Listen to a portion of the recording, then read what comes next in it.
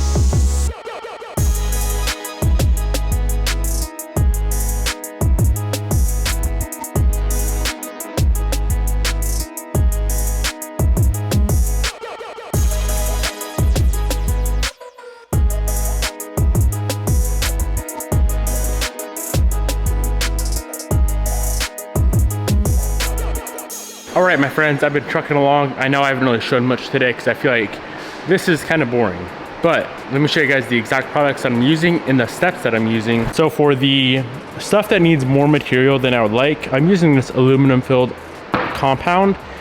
This stuff is super difficult to stand off. So I'm using like 36 to 40 grit there.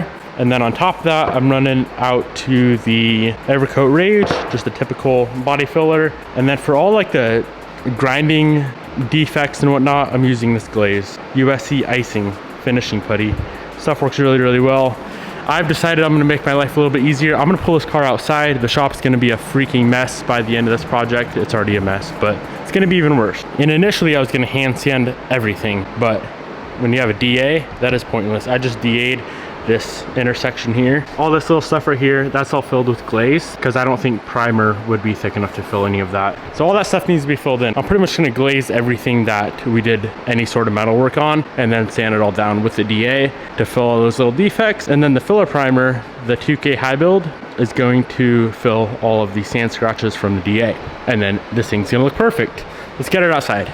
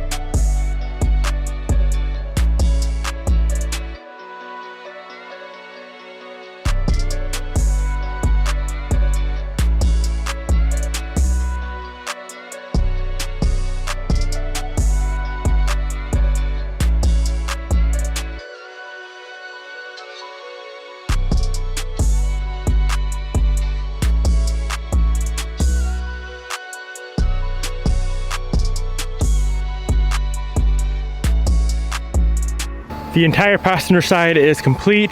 You guys can see what I was talking about with the grinding marks. I hope you can see. When we get in the shop later, I can show you better. This edge, pain in the ass, but I got that all filled in. That's all filled in. Now we need to replicate that and do all of the finishing putty on the driver's side. You guys probably noticed, I didn't mention it to you, but I did weld on that motor mount. It was way too close of a fit and I was worried it was gonna start distorting this metal and whatnot when we were to bolt that on. So I decided just to get it in the proper location, weld it on, call it a day, and don't worry about it. Let's go ahead and glaze this guy up, get her sanded down. I got a little bit more prep work to do on the firewall, and hopefully we can get this thing in primer today.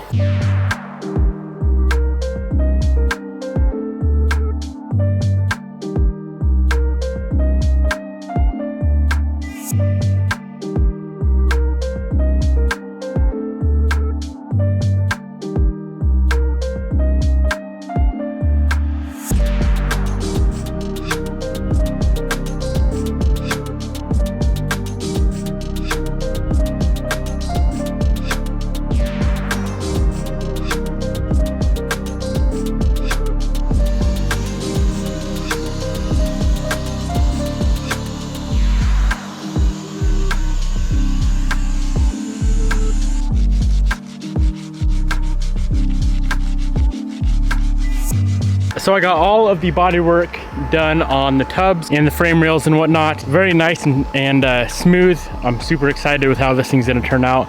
There's one more thing I wanna tackle and kind of redo before we move on to some primer work. So let's get her back on the lift and we gotta fix this jankiness right up in here.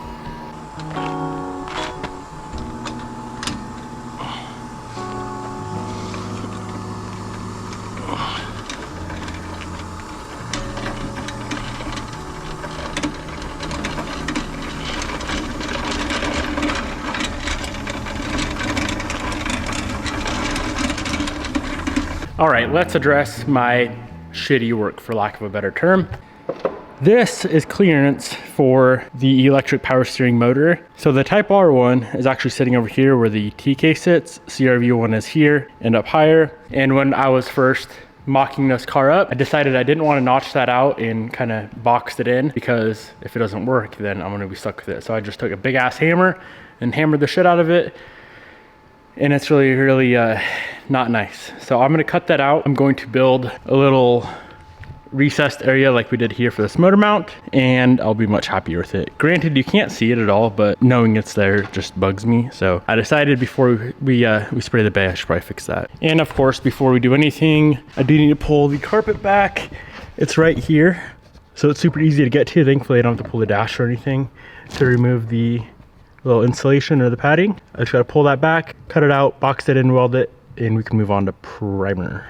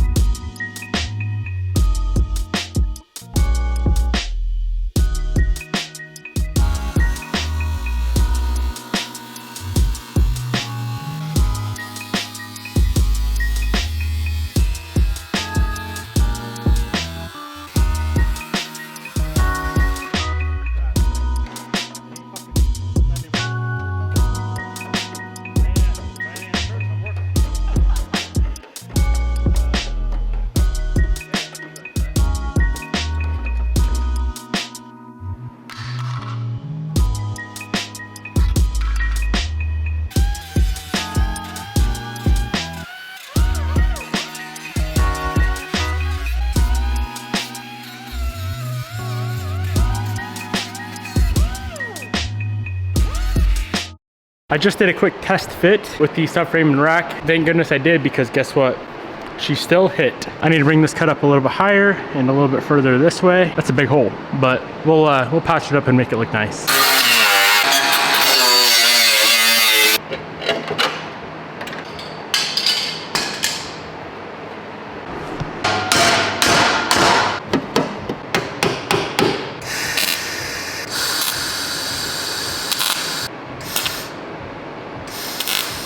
I went ahead and got all of the pieces tacked up in there.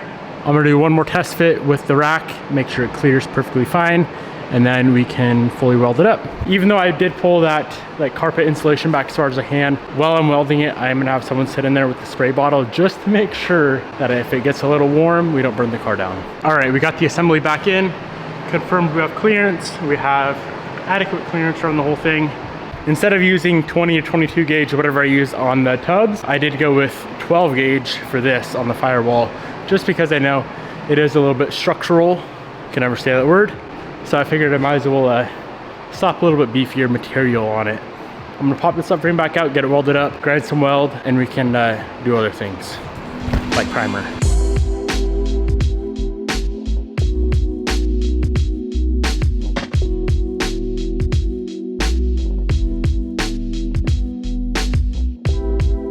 Unless we put this thing together and see, or not, sorry, backtrack. Unless we paint this thing, or unless we prime this thing and see some funky stuff, we are 100% done with fab work, welding, grinding, sanding, all the BS, not sanding because we got to sand the primer. But I did decide to go ahead and seam seal in this little guy. The ECU is right behind here, so I did not want to chance any water getting into the ECU or the wiring. So the base pretty much ready to spray. I need to run through again with some Scotch-Brite and scuff up the other areas, pretty much just the firewall because all this stuff is new.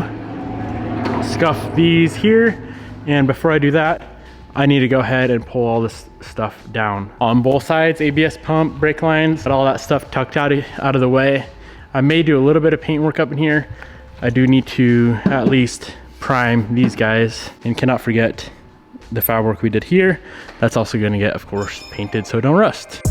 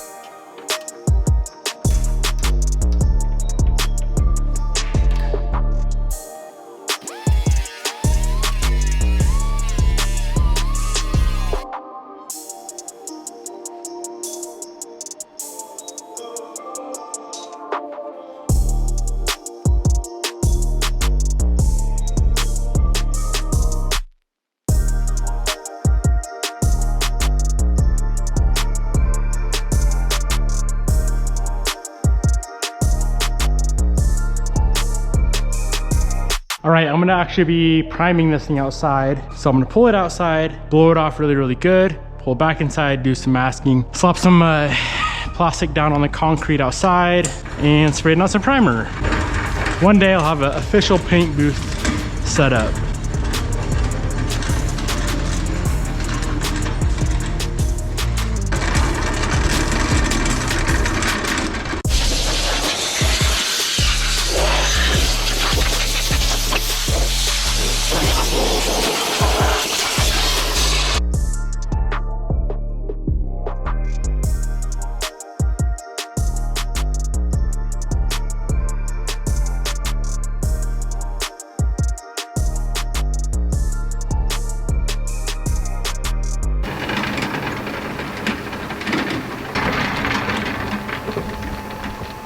All right, my beautiful paint booth is set up. Anywhere that is bare metal is gonna get some filler primer. And before the primer, we are gonna slap down some of this self-etching primer. This is pretty much just corrosion resistance, from what I understand. I'm gonna give her a quick wipe down with some wax and grease remover first. I like primer because it's not as scary as paint. And clear. Clear especially is the worst.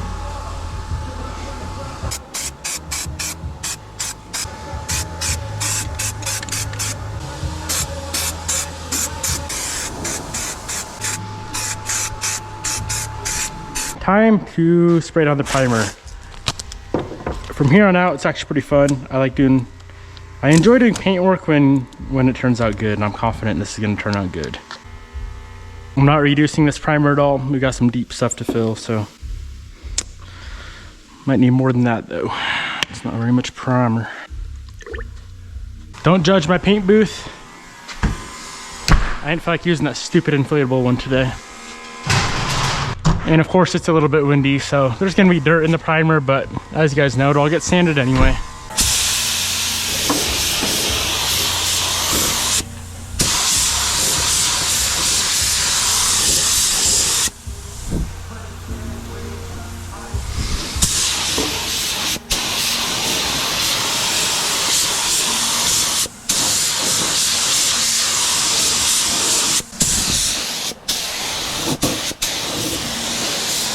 That's just sick as fuck, dude. Just paint in the wind.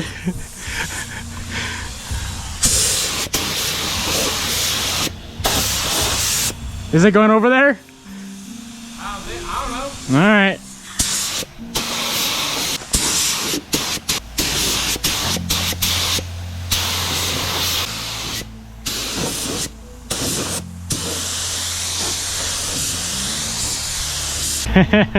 Neighbors are probably so confused. It feels like and I've experienced this before, it feels like the less you care when you're painting, the better the job turns out. Literally have the car sitting out in the wind, probably dirt and shit blowing around, spraying with the Harbor Freight Special, of course.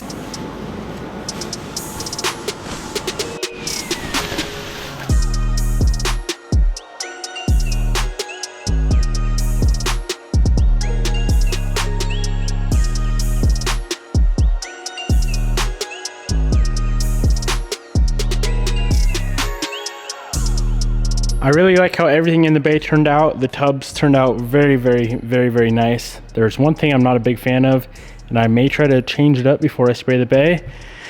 These welds down here, they're not the best in the world. I may look into different methods of like angle grinding welds to see if there's a good solid way we could do it. But of course, the main thing that you're gonna see when you pop the hood is this area here, some of this here.